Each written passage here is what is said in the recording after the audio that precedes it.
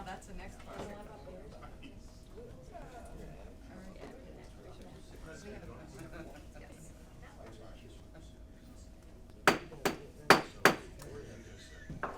Good morning, everyone. We're calling this meeting to order for CTI Subcommittee on Technology and Education. We want to take care of a few, or I want to take care of a few administrative items this morning. We have a few bills, hopefully without objection, that would like to have requested to go by for the day. House Bill 68, Patron Carter would like to go by for the day. If we don't have any objections, we'll continue on. Hearing none. House Bill 352, Patron Davis, has also requested to go by for the day.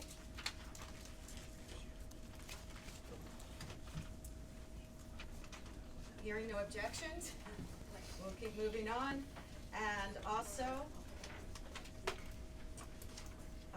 House Bill 1242 has actually asked to be stricken from the agenda.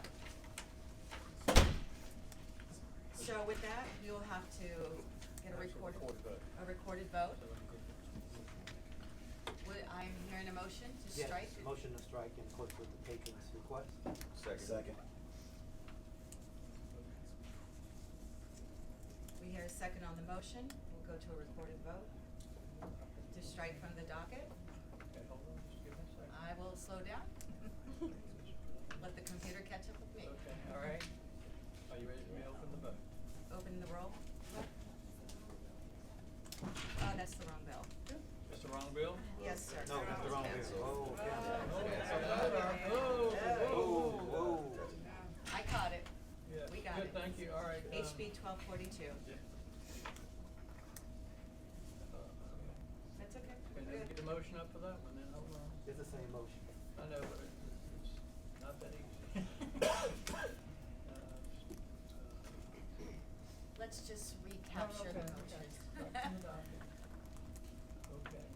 Okay, sorry about that. that's Now, okay. Ready for me to open the vote? Clerk, please open the vote.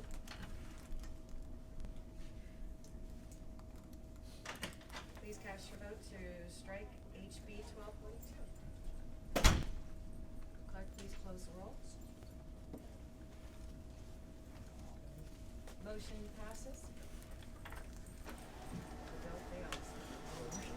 Little struck. We're just having a little fun this morning. One more cup of coffee and we'll get it over. All right, so now moving on to the agenda, we have HB 742. We also have HB 311, that is going to be, from what I understand from the patron, Delegate Bolova. Yes. And Delegate Goditis will be incorporating your bills together. You probably didn't hear this when you came in. We're trying to limit testimony to 3 to 5 minutes, so if one or both of you like to speak. Madam Chair, I think there was an amendment in the nature of a substitute that we should have. So it's Okay. Delegate Bolova, we'd like to go by temporarily for this bill. They're still waiting on okay. some of the copies, I guess, of the amendment, is from what my understanding. Gotcha. All right. Sorry. We'll just pass that by temporarily.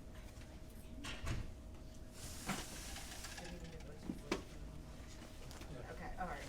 Just wanted to make sure. All right, let's see here. I guess we have HB 1227, Delegate LaRock. Madam Chair, Yes, sir. I don't know if Delegate LaRock is here, but I think the intention was for his to be rolled into mine as well. Oh, okay. I'm sorry, I didn't get that message. So HB 1227 will also be incorporated. Okay. All right. Moving on, patron, Delegate Davis for HB 1007. Yes, ma'am. I think I have, You have two in front of you. Yes, you have two bills. Is that correct? Yes, ma'am. 1007, Delegate Davis, and 139. So let's hear 1007. Yes. Perfect.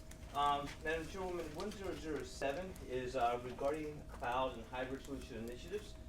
Where this bill came from is a few years ago, if everyone remembers, we had a pretty bad hurricane come through Hampton Roads. The governor issued a state of emergency, also issued a mandatory evacuation of a certain flood zone. Everyone in my neck of the woods went to the computer to find out what flood zones they're in, and our servers in the Commonwealth of Virginia crashed. So everyone kind of didn't know what to do. I reached out to Secretary Moran and said, Mr. Secretary, will you please send me the PDFs? He did. I put them on my Google Business Drive system, which is dynamically allocated resources, and then sent out mass emails, and nothing crashes. And those that received it were able to figure out what flood zone they're in. So this is a bill I put in last year and put in again this year, which is asked that the Commonwealth move over any resources that citizens may need in a time of declared emergency by the governor to a cloud or hybrid-based service. So my citizens and others on the Commonwealth don't have to go through that experience again. Thank you, Delegate Davis. Any questions from the committee? Madam Chair. Delegate. Thank you, Madam Chair. And no fiscal impact. When I looked at that, I expected to see one, but there's no fiscal impact. No, sir. So the great thing is there's an executive order in place which is kind of out there, no timeframes attached, and kind of very, very loose. That this is supposed to be in the transition part being done. All this does is ask that it be kind of fast-tracked. It gives a date to have it in place by. Because of all the systems being migrated over, this is probably one of the most imperative because citizens' lives are truly at risk when it comes to the system. Thank you, Delegate Hodges. Any other members have a question of the patron? Does where's the governor's office and their team on this issue? Well, I think they're here to testify. I In would. support? Well, behind closed doors, maybe one conversation. I'll tell you this: that they should be in support. Madam Chair, I didn't hear an answer to my question. It's a yes or a no. I'll listen. They haven't told me they stopped. So they came by my office the other day, and they said we think the language is a little bit too broad. I said sure. So let's work on that. If not, whatever language you want. And I said, if you want to draft it, and they said, well, okay, well, maybe there's this other thing. I said, well, hey, that's an easy one. I said, just let me know what you want. I'm good. I don't care if you call it A, B, C, or D. Just, you can define it. All I want to do is make sure there's a timeline on this piece.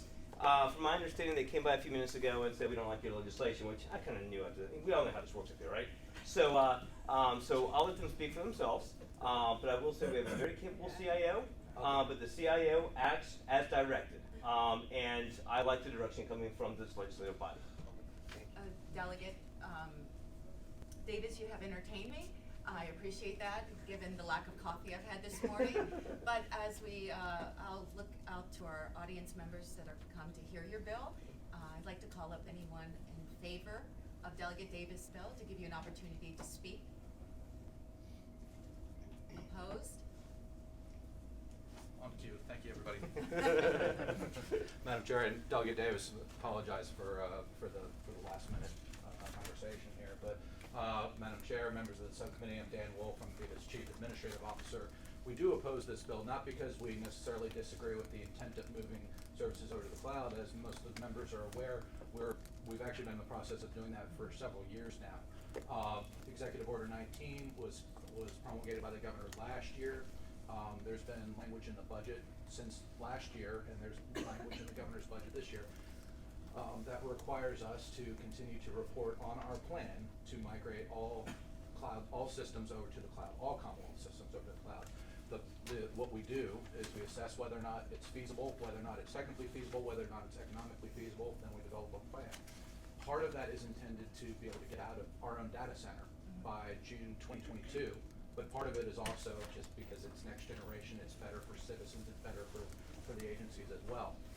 The specific example that the patron mentioned, the VDEM website, is actually an area that was already, an area that's already been migrated over to the cloud. So we're happy to report that citizens will be met with good services in an emergency. So we ask that that the bill be quietly and gently laid on the table, simply because the reporting requirement that it puts out there is duplicative. It's already covered for the most part in the governor's budget, and it would have a very small different scope that would require classification of emergency, but we really don't think that would add any real additional value to our current cloud migration plan. to support or oppose, HB 1007?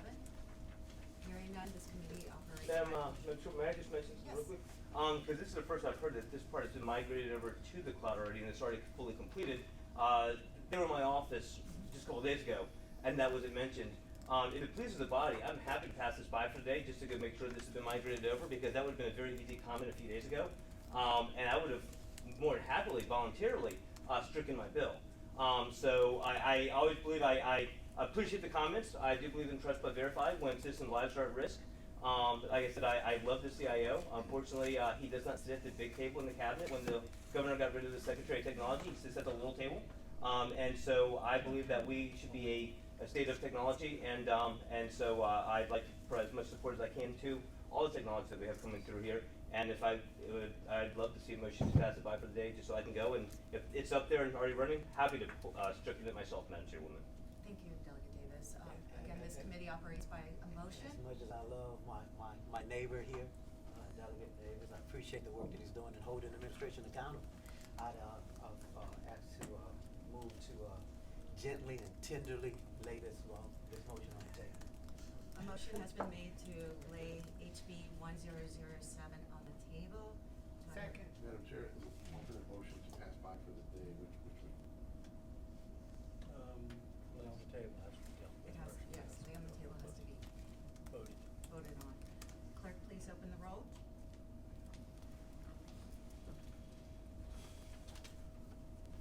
Yes. Yes. It's not there. Sorry.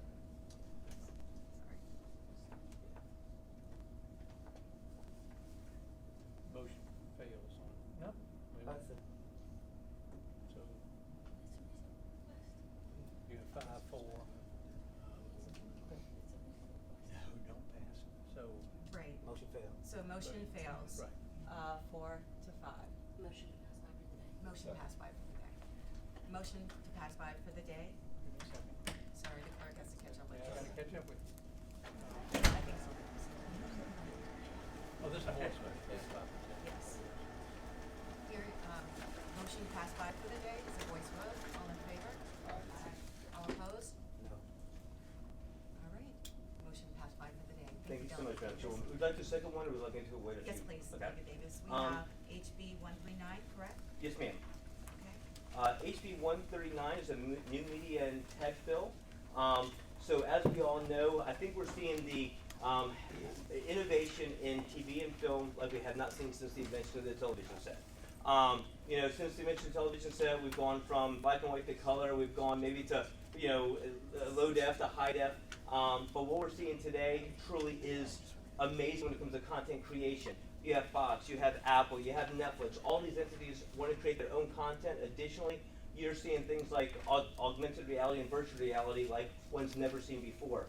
Virginia has a chance to lead that way in large part because of significant efforts and relationships that a gentleman from Virginia Beach happens to have, Mr. Pharrell Williams.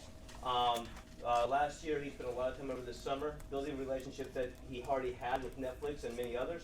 A letter was actually sent to the governor, and he came down to see the governor, delivering that letter signed by the CEO of Fox, the CEO of Netflix, saying that if we could find a way to become more competitive with states like Georgia, that a lot of this new content creation would happen here in the Commonwealth.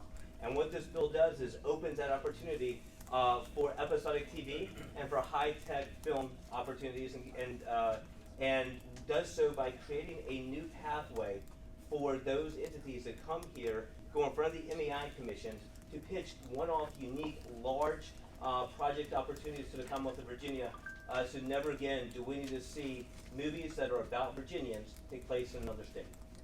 Thank you, Delegate Davis. Do you have anyone here in support of your bill? Things are happening so quickly, Madam Chairwoman, I couldn't get people to pop out so quickly. There's people out from Virginia Beach, they just couldn't pop up. So. Wonderful. Anybody opposed? This committee operates by a motion, not emotion, but a motion. I had a question. Yes, sir. I had a question. Oh, Sorry, I Madam didn't Chairwoman, ask you guys if you had a question. Madam Chair, I apologize, I just reminded, and I appreciate it. There were a couple of amendments, ma'am, and if it was good, because I apologize. So let's, yeah, we gotta take up the amendments first. There'll be two bond amendments. The first is on line 386, after 1, strike 2020, insert 2022. The second is at the beginning of line 427, insert the department and the Virginia Film Office shall not authorize the issuance of any tax credits pursuant to this section that would have an impact on general fund revenues prior to fiscal year 2022. Are there copies of them? Sorry, very limited Give me space. some on the side of the page. We can just pass them around. Yeah, we can just pass them around.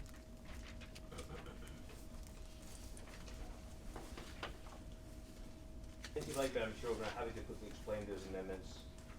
Sure. Um, Maybe the- this side. Just wanna make Oh, sure sorry, that sorry. grabs it. It's a copy of it, I should say. Yes, ma'am. All right, Delegate Davis, please proceed. The first one, Madam Chairwoman, is just a simple one because we moved the bill from last year to this year, so it just adjusts the year. But the second one is the more important one. It recognizes the first year that the tax credits will have a fiscal impact on the Commonwealth if they're so approved by the MEI, which it shows that it does not have a fiscal impact in this biennium. The reason why is the way tax credits are utilized is an entity will come in front of the MEI Commission and pitch a bulk of projects. If approved to earn those tax credits, they would then move forward with the project. Upon completion of the project, which could be a year, then they would then be earned and receive the tax credits. Many of these entities actually resell the tax credits, but they do so based on the tax environment at that time. So that's usually another year. So typically, we're about 2 to 3 years out from a project getting approved to actually utilization of a tax credit, and that's what that second amendment signifies as well, Madam Chairwoman. Thank you, Delegate Davis. Adoption of the amendment.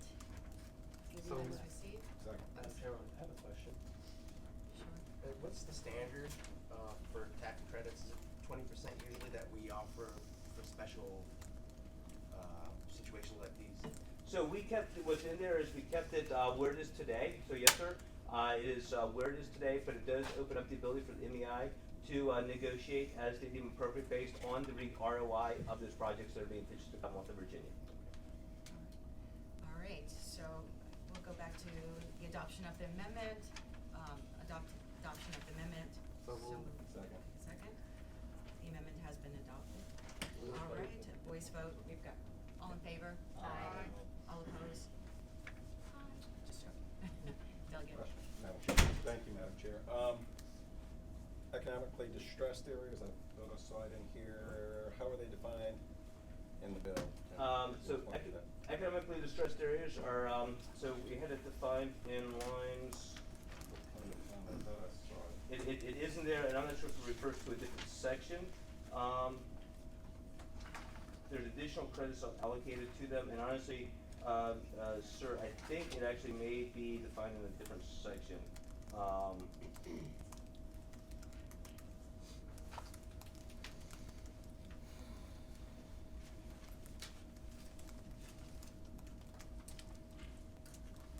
If it is okay with this body and with the delegate, I'd be happy to bring that to your office. And there's a long bill, and but I think it is a different section that's allocated. But I do know that there's special additional incentives for distressed areas. Does any other member have any questions for the patron? Comment question, patron. So, thank you, Madam Chair. So last year, Hamper and his delegation, both parties had the opportunity to go visit Pharrell's house, Pharrell Williams, for those that don't know, and Google it later. But we had the opportunity to have some pretty in-depth conversations for our Commonwealth abroad, and also specifically for Hampton Roads. With the innovation of Netflix and streaming services, Virginia finally can be an innovator. It's not as if it's expensive, whereas, you know, the West Coast or other states are, you know, obviously higher on the rung for filming, especially with the creation of Something in the Water. If you guys don't know what that is, you should Google that too, because it's awesome. Plugging Google. Yeah, right. But this gives the opportunity for stakeholders for major events such as that to come into our region, to have the opportunity to do business, and to be successful. Virginia is unique in the sense that we have city, country, urban, suburban. We're ripe for film opportunities, I would say. But the question for the patron is that do you feel like that Something in the Water, it would be a huge benefactor of this bill? Definitely, I would mention, thank you for the question, that Something in the Water would benefit. It got tremendous attention last year. It sold out within 30 minutes this year. It is a entity that brings music and film and the arts and education, everything together. And this would bring more light on the film industry and bring them here more so than I think was already anticipated. So I think this will go hand in hand and then further increase the impact. And to the Delegate Hodges, I found your answer too. You'll find your answer, sir, on line 391, which gives you a section of code that defines the economically disadvantaged area, sir. Thank you. Thank you, Delegate Davis. Any more questions from the? I just have a motion. Okay, well, we'll ask our audience members if there's anyone here in support of Delegate Davis's bill. Opposed? Delegate Scott? Move to report. Second. All right, clerk? Sorry, I have a question. These kind of tax credits tend to be maybe revolutionary when you're the first state to do them or the second state to do them. Now that the majority of states have something like this, do you think we're just rearranging deck chairs on the Titanic maybe? So, Are we actually incentivizing new business? I love that question, so thank you, Delegate. So here's why we're different than every other state, and this is revolutionary, and why we're gonna have a better result than other states. So I'll give you Atlanta, for example. Atlanta says that if you come in and you do you create a production that does X, you earn the tax credits. You get them. Well, there's been some issues of fraud in some of these some of these small little fly-by-nights that come in, they wanna do a project, they don't complete the project, some arm's length transactions happen. What's great about this is no one just comes to the Commonwealth and says, I'm gonna do this, I get these tax credits. There's an entity that we have that these projects have to go in front of. And that entity inside the MEI decides what the ROI is for the Commonwealth. And it not only allows a project by project basis, but it can look, Netflix can come in front of it and say, we wanna do a 5 or 8 or whatever year deal of all these projects, and we need a lump sum. You know, I can only imagine the impact of the next Walking Dead, happen to be in Virginia. If you don't know, but they do, I think it's 12 tours a day through Walking Dead at $35 a pop. So I agree, if you're the first with a tax credit, you've got an issue, but Virginia has two things going for it. One, we have a different model than some of these other states. Two, we have Pharrell Williams. And honestly, we wouldn't be standing here last year or this year, because the Commonwealth does not have this association with Netflix and with Apple. Thank you, but Ms. Delegate Williams Davis, does. that's wonderful. So we have a motion on the table. Madam Chair, Delegate and Hodges. looking at the budget amendment and reviewing that, I believe the motion would be to report and refund. Yes. So it was to report. Yes. So- With so- amendment. With amendment. With amendment. Well, As refer amended, with yeah. As amended, yes. We're just waiting for the clerk. Report and refer as amended. So, tell me what the motion is on Move to report and refer as amended. Report with amendments and Yeah. refer? Move to report and refer with amendments And to who's been referred appropriations. to appropriation, okay. Hold on, give me, take this up. All right. While he does that, Madam Chair, I would venture to say that Delegate Hudson's question, that the Commonwealth is much more interesting than, say, Kansas. As the delegate from Iowa, I'm not sure that was the right. To all the delegates, there's no place like home. Their motion, give me another second, hold on. The motion will catch up with us. I know. Or the I'll emotion keep will. talking. I appreciate everybody's time. I'll drink some more coffee. Here. And I'd like to just say for the record, I think our committee is going to be the best. Or the most Okay. entertaining. Do I have the correct one up there? Report, refer with amendments to appropriations, is that correct? All right, yes, Okay, now- yes, Mr. Clerk, we are gonna open the rolls to report, refer with amendments to appropriations. Please cast your votes on the electronic keypad.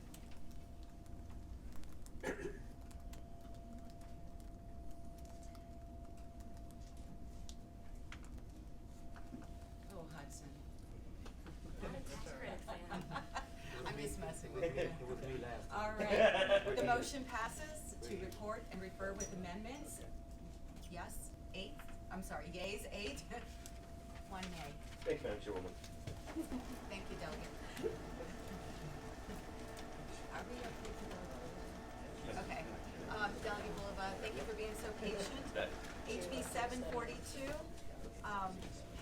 is going to be incorporating HB 1227 and also HB 311. Okay, I've got all those numbers correct. Yes. Delegate, you have the floor. Thank you, Madam Chair. I believe we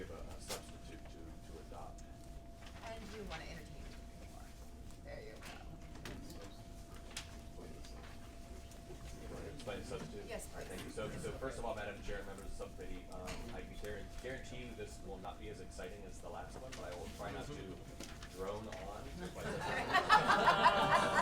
Dun, dun, dun.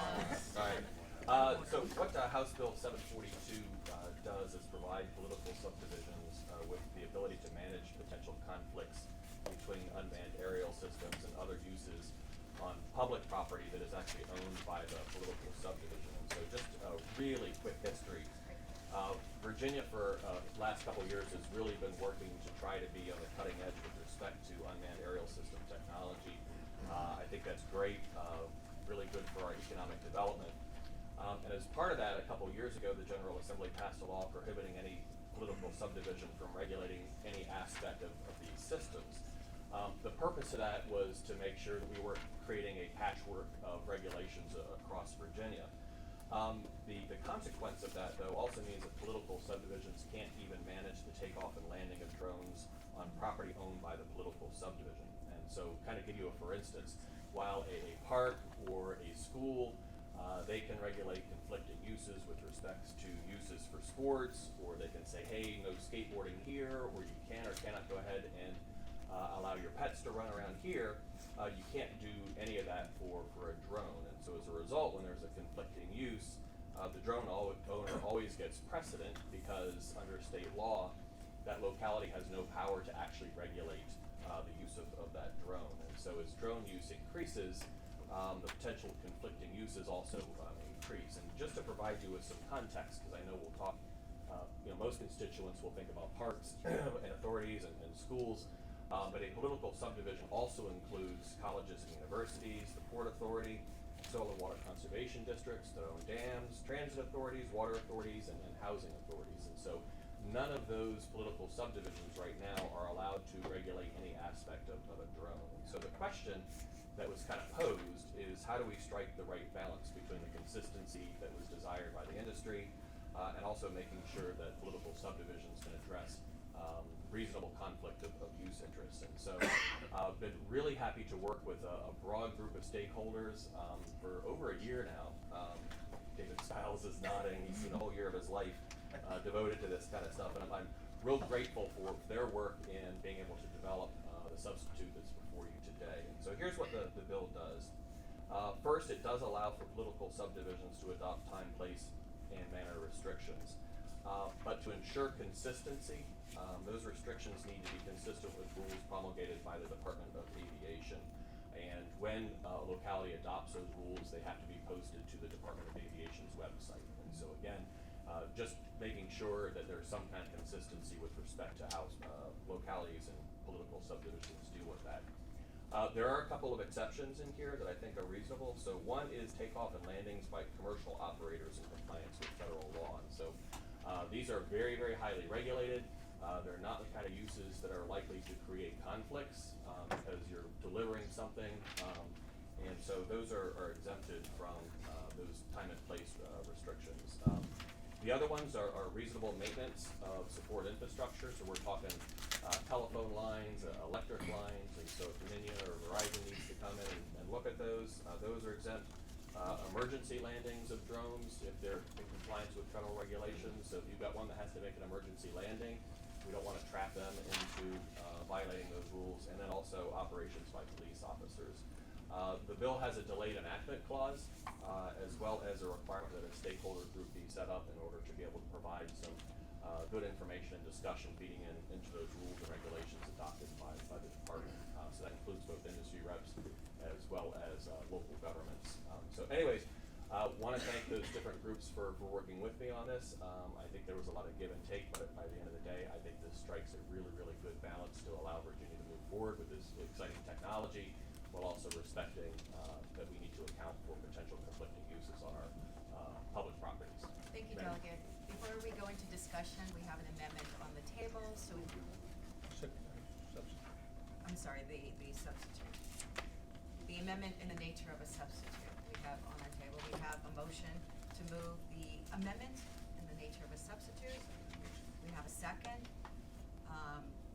Hearing all in favor? No. Hearing opposition? None? Okay. Delegate you have anyone here that would like to speak in favor of the bill? Madam Chairman, members of the subcommittee, David Skiles with Vector Corporation representing DJI Global. We are the world's leading manufacturer of unmanned aircraft systems. Didn't want to thank Delegate Bulova for all of his time. As he said, this has been a multi-year process, but we do feel like this draft strikes the right balance. The biggest and most important thing for the industry is ensuring that Virginia remains the #1 state for the development of unmanned aircraft systems. As most folks know, 90%, or even more than 90% of UAS regulations are done at the federal level, and states have very limited authority when it comes to regulations of UAS devices. That being said, we feel like this bill generally strikes the right balance, and we appreciate Delegate Bulova working with us on this, and it provides the adequate protections for our operators while ensuring that we remain a top state for unmanned aircraft systems. So happy to answer any specific questions about the bill, but just wanted to thank the delegate. Looking to the committee, does anyone have questions for our guest? Who got a shout out in the midst of the testimony? Just want to put that out there. All right, no questions from the committee. Anyone oppose this bill?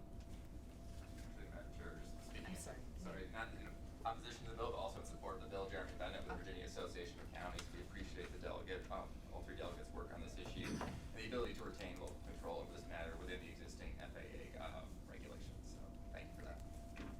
All right. Madam Chair, Michelle Satterlin on behalf of the Unmanned Systems Association of Virginia. We're a little bit different than DJI, but we also want to thank the delegate, also thank Delegate LaRocque who worked with us on this issue. I believe this bill will be rolled into this. It has been a process and some back and forth over the past year, so appreciate it, and we are no longer opposed to the bill. So thank you. Thanks for joining us. Madam Chair, Yes, sir. my name is Guy Rolling. I represent the Wing Division of Google. We operate the first commercial drone delivery in the United States and headquartered in Christiansburg, Virginia. So we've had the opportunity to work with Delegate Bulova on this, and we're pleased to endorse the bill. Thank you. Madam Chair, my name is Betsy Arnett. I'm the Public Information Officer for the town of Leesburg. I'd like to thank Delegate LaRocque and Delegate Kudaitis, whose bills have been incorporated into Delegate Bulova's bill. As Delegate Bulova explained, our interest in this bill is simply the ability to manage conflicting uses within our parks system, and so we support this bill.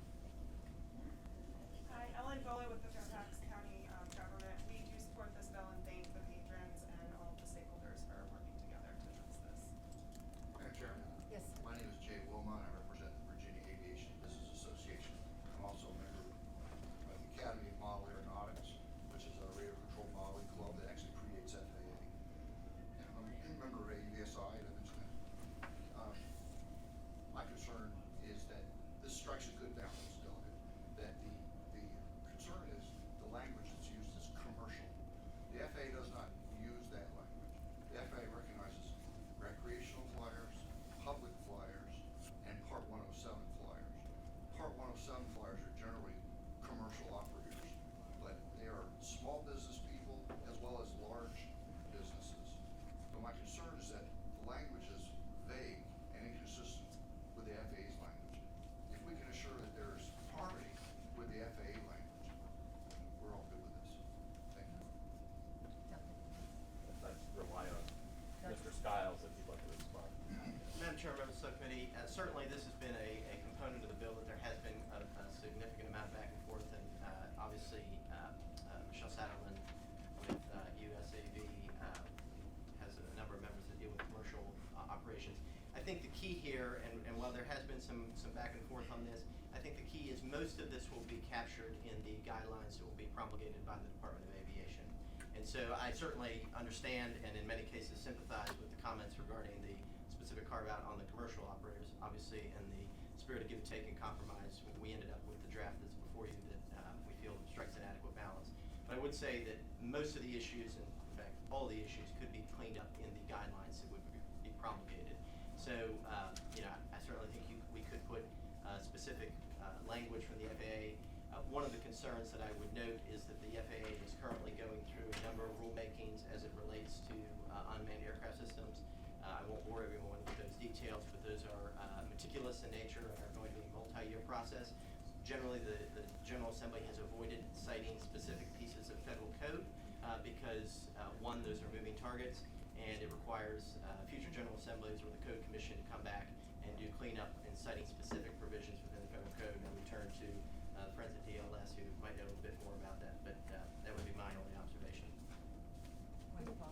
This, any discussion from the committee? Hearing none, this committee operates by motion. Motion to report Second. With substitute. with substitute, yes.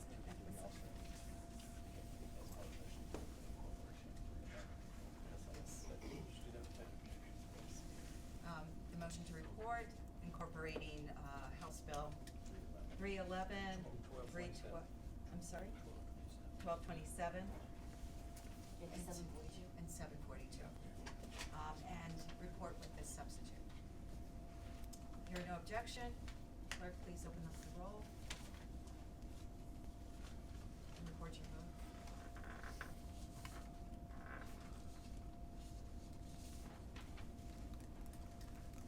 Close the roll. Motion passes. Thank you, Madam Congratulations. Chair. Thank you, members of the subcommittee. Thank you for all your hard work. Okay, I would like to, we're going to hear two House bills, the, Save Your Mind for last, HB 322 and HB 957. I'd like to, now pass the gavel to my most senior member, to take over. Okay, there you go. We'll hear HB 322. I'll just do this from the seat. All right. I'll be very brief.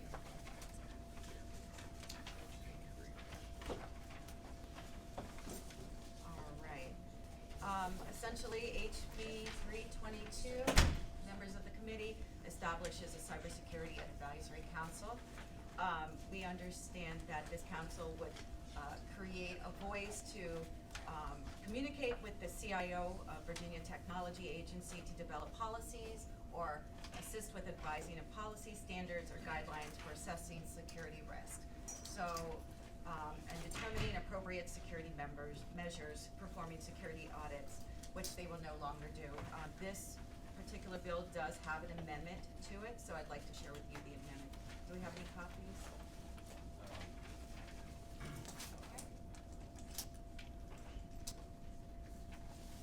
Okay. Working with our stakeholders, we've come up with some amendments, Madam Chair.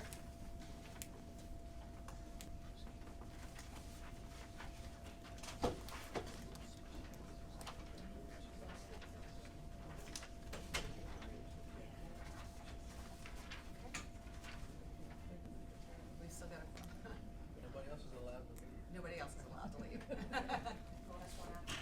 Thank you. Okay, just to explain the amendments, if I may, Madam Chair.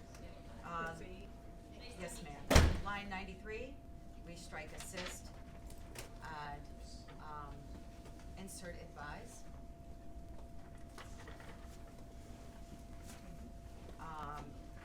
Line 94, strike with the and insert concerning.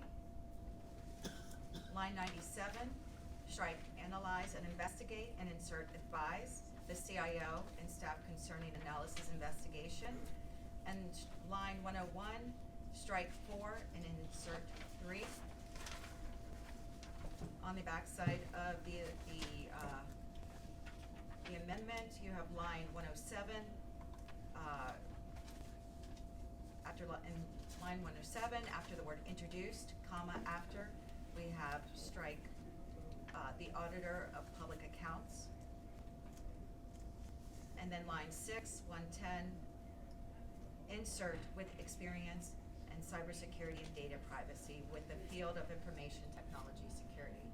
So essentially, the amendments, just to summarize, just working with stakeholders, we want to create an advisory council to advise on critical infrastructure, data security, information that they may be shared with the committee as well as with the CIO, and just have members on the board who actually have expertise in this field.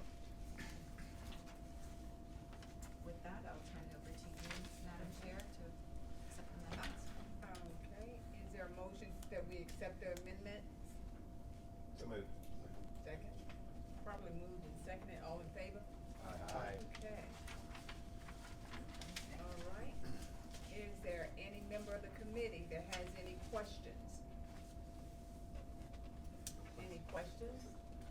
anyone from the public who would like to speak in support of this fine piece of legislation? Madam Chair? Any opposition? Anyone in the public would like to speak in opposition to this bill? She's calling out to you. Move to report. Second. In actual referral, even though there's no fiscal implication, it still requires a budget amendment, so speak report or refer to appropriation. Move to report and refer to appropriations. Second. Board can refer, oh, with amendments though, right? Yes. As amended. Okay. As amended. Board refer with amendments. Properly moved and seconded, we're gonna wait for the Hold clerk on, to get us okay. all set up. See? Okay. We're gonna wait. To appropriations, okay, we got it, all right, open vote. Ready to vote?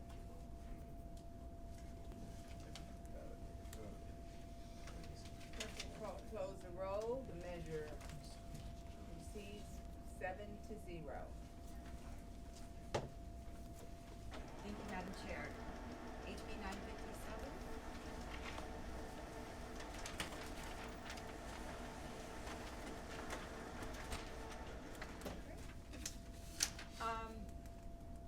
This Virginia Cyber Initiative Act is a bill that creates a Virginia Cyber Alliance to reduce cyber risks, to encourage economic development and cybersecurity.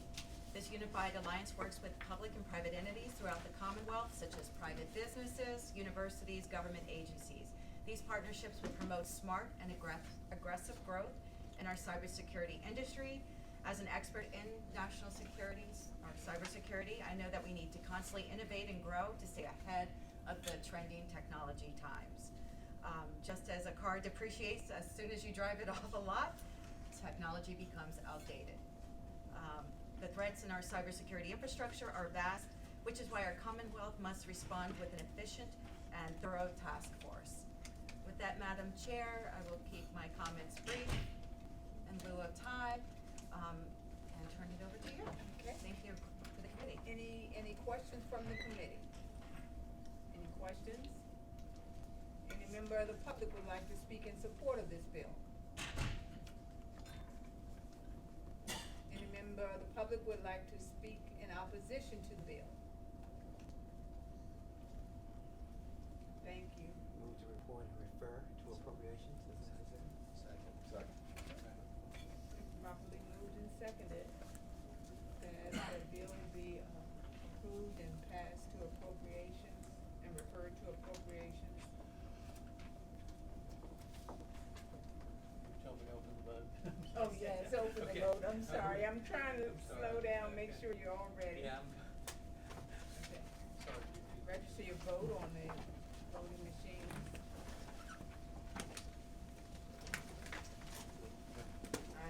I'm sorry. Clerk, close the roll.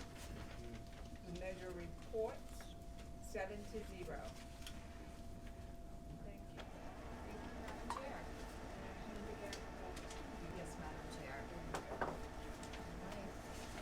We have concluded today's subcommittee meeting. With that, this meeting is now adjourned. Oops.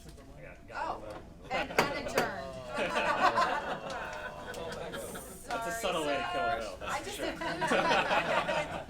Let's undo this. That wasn't fun. I'm sorry, Delegate. I should have let you go before me. Delegate Suarez. Thank you, Madam Chair. First, I have a technical amendment. This is on line 28 to remove, after agency, strike the term innovation program. It's because this term is not currently in the Virginia Code. Do we have a copy of the thing? Okay, we're gonna pass these around, very small. Okay. So it went from agency to an innovation program. Striking innovation Striking, program, yes. yeah. Even though that is a program that exists, it's not currently in the Virginia Code. Okay. I'm sorry, Delegate, please proceed. Yeah, thank you, Madam Chair. So HB 524 creates a registry of cybersecurity and IT professionals interested in applying their skills to helping their community. Virginia, as you know, has a robust technologist community, and this bill came from constituents of mine who were interested in helping their local government, their local jurisdiction, or students in the Commonwealth. And So this bill directs the Secretary of Administration to create the Registry of Technologists. Participation by schools and jurisdictions is optional, as is registering by the technologists as well. The bill suggests 3 roles that technologists can play, including helping local jurisdictions and school divisions with technology issues, mentoring students interested in technology and computer sciences, and helping foster student participation in apprenticeship programs. But the bill gives the administration flexibility in terms of branding and implementation. So thank you so much for the opportunity to speak on this bill, and I hope it will be a pleasure of the committee to support it. This committee has an amendment on the, an amendment on the table, so we operate by Move to motion. accept. By motion. Move Today to I have a accept lot the- of emotions apparently. Move All to these- accept the amendment. Thank you, Delegate.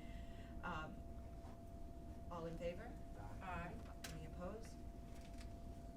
The amendment has been accepted. All right, Delegate, we'll return to the committee. Anybody have any discussion, questions for the patron? Anybody here to speak for or in support of? Yes, Hi, sir. I'm Tom Anderson. I run IT for Causes. We're a local nonprofit that helps other nonprofits by using technology volunteers. We found it to be very successful. We found that there's a large core of individuals with technical expertise out there willing to lend their skills, and we believe it's a great bill to help advance that ability to match the people looking for volunteer opportunities with where their needs are. Any additional support? Chris Dovey, Code VA. Could you speak up a little bit? Chris Dovey, Code VA. Here, I'll come forward Yes, past the please. column. Hi, how are you? We just like to speak in support of the bill as well. We believe that it kind of hits 2 very important things. First, of course, we do have a lot of technologists who are interested in volunteering in this area. Code VA gets lots of requests from technologists looking for opportunities. Secondly, this hits some of with the volunteer piece and the intersect with schools. Some of our efforts with the profile of the graduate and specifically around workforce experience. So giving students meaningful workforce experience is important. A lot of times with that workforce experience, what kids get is a field trip. This potentially connects them with a technologist and promotes and invigorates their interest in following these fields as a career. Any member of the audience opposed? Okay. You have one question. Delegate Okay. Hodges. What qualifies a person to be, as far as in the registry and what? Yeah, that's a good question. We're going to leave it to the administration to kind of make that determination. The bill does not specify what qualifications are necessary. I would say that there are a lot of technologists though who don't necessarily have a degree in IT or technology that could Right. still qualify Yeah. and should be qualified. Make sure they're vetted, properly. Right, and the local jurisdictions and the schools, they already have programs in place to vet volunteers generally, and can certainly vet any technologists who are interested. And Delegate, if they're like me, I learned by hands-on experience, and that's how I have no formal education in technology, but was able to get certified later on in my career by having these experiences. So sometimes just the introduction is a life changer. So, yes, And if I Delegate. may, and this may be a question for you since you're in it, should we require at least the minimum of a certification to be part of this, or should we just leave it open? I think these are or- young folks, Delegate, to answer your question. I think these are young folks, so they're just getting introduced or maybe having first-time exposure. If they do decide to get into the IT field, there are some requirements for, certifications later on in life, but if they're just young folks getting introduced to it, I think this is just an opportunity to expose them. I think Delegate Hodges was, Madam Chair. Yes, I think Delegate. Delegate Hodges was talking about the mentors. There's a Right. mentor and Oh, mentee oh, piece. okay. So the people The who would be the mentors. I'm mentors. sorry, I misunderstood With the Delegate mentors Hodges. have to have some minimum level of certification, and it sounds like you're saying no, that you're counting on the governor to. I'm leaving it to the administration, and leaving it to the local jurisdictions as well to determine whether someone who's registered, who's in the registry, is qualified by their standards. And there's different ways that people can volunteer. Some ways are pretty basic, just being able to use a computer, for instance. And then there's other ways that are more advanced, like coding classes that I think you would want someone who has some sort of background experience.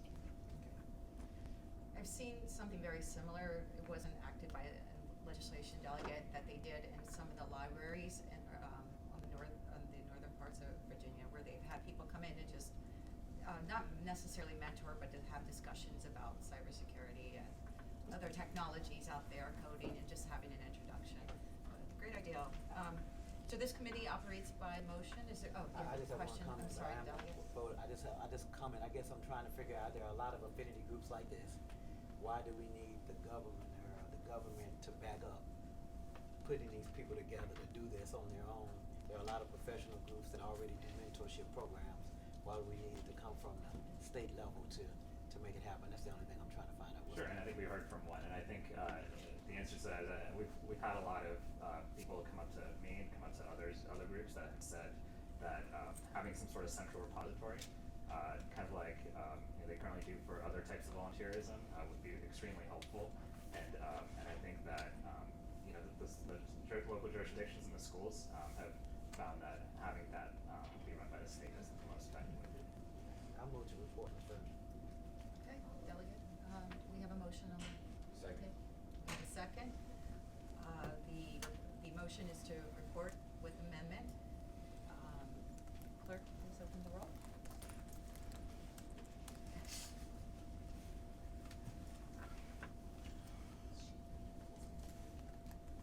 Motion to report with amendment has passed. Thank you, Delegate, for your time.